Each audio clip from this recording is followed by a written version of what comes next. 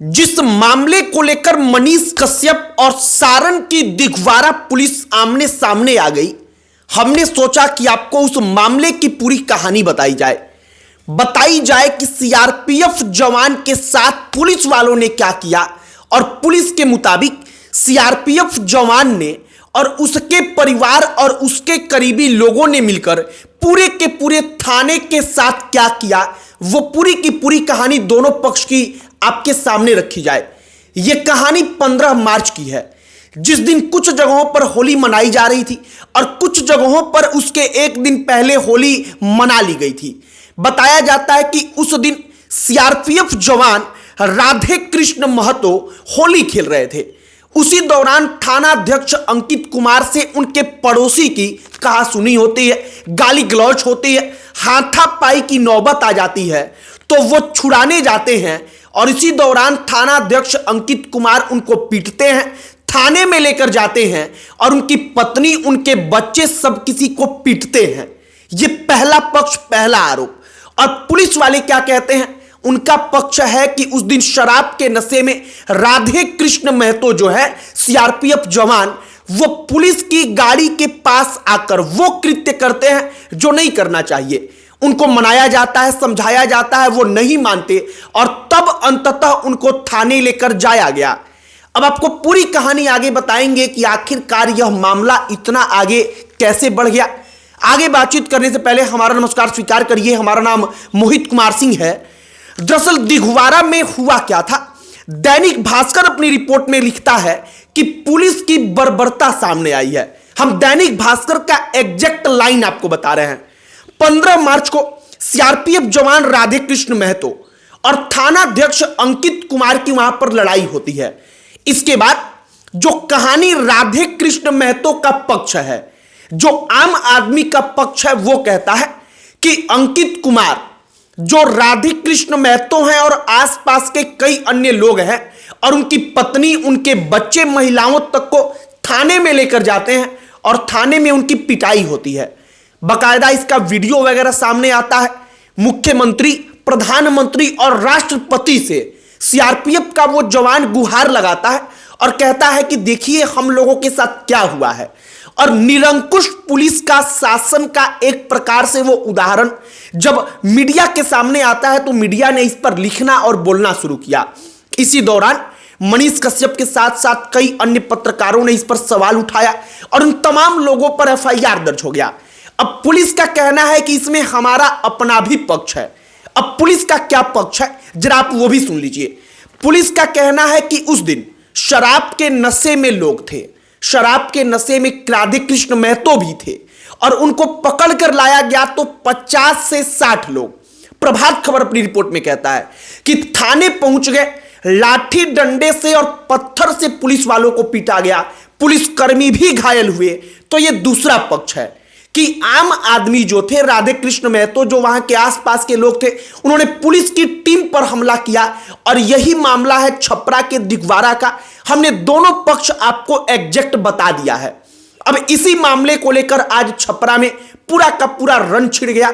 मनीष कश्यप ऐलान करते हैं कि हम गिरफ्तारी देंगे, आप हमको गिरफ्तार कर लीजिए।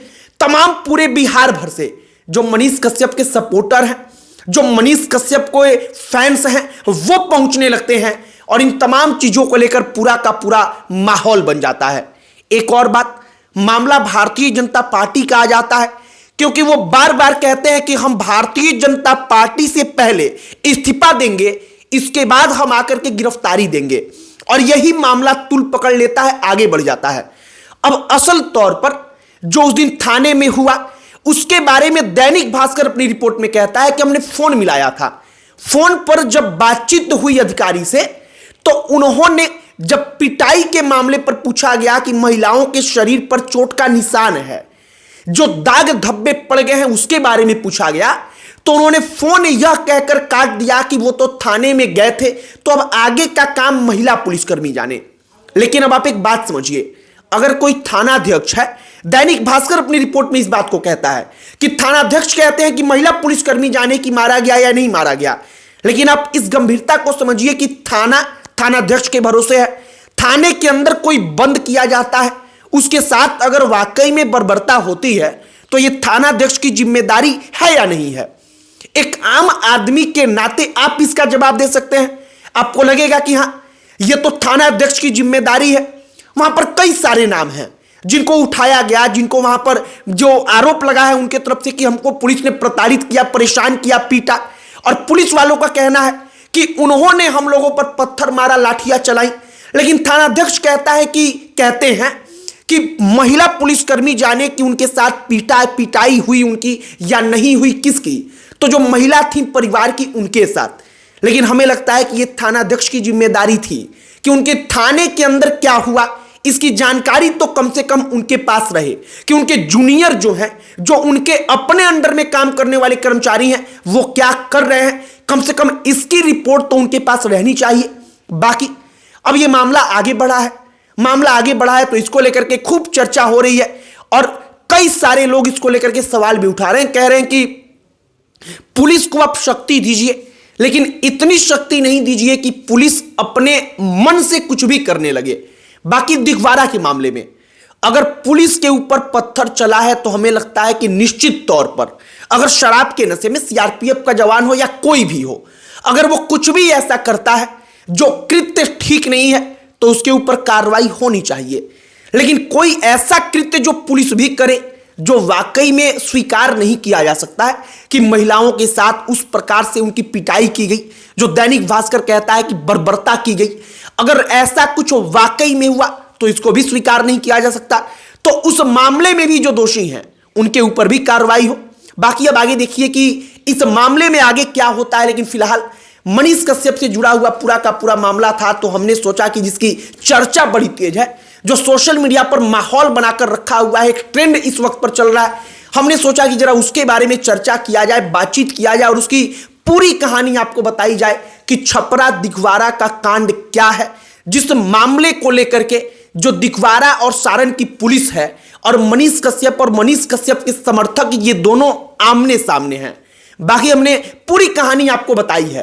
पूरी कहानी सुनने के बाद और आपका पुलिस के साथ जो पुलिस का रवैया आप भी कभी आमने सामने पड़े होंगे तो रहा होगा, आपकी इस पर एक सोच होगी, आपकी इस पर एक राय होगी।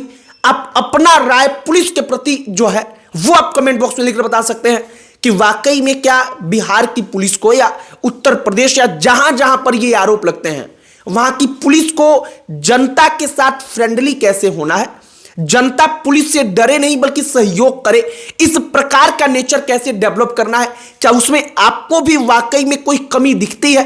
तब कमेंट बॉक्स में लिखकर अपनी राय, अपनी प्रतिक्रिया बता सकते हैं। बाकी आगे देखते रहिए कि क्या कुछ होता है। अन्य कोई अगर जानकारी आएगी तो हमारा पूरा प्रयास होगा कि हम उस पर भी चर्चा करें। आप कोई अन्य टॉपिक पर अगर चाहते हो कि हम वीडियो बनाएं तो उसे भी आप कमेंट बॉक्स में लिखकर बता सकते हैं।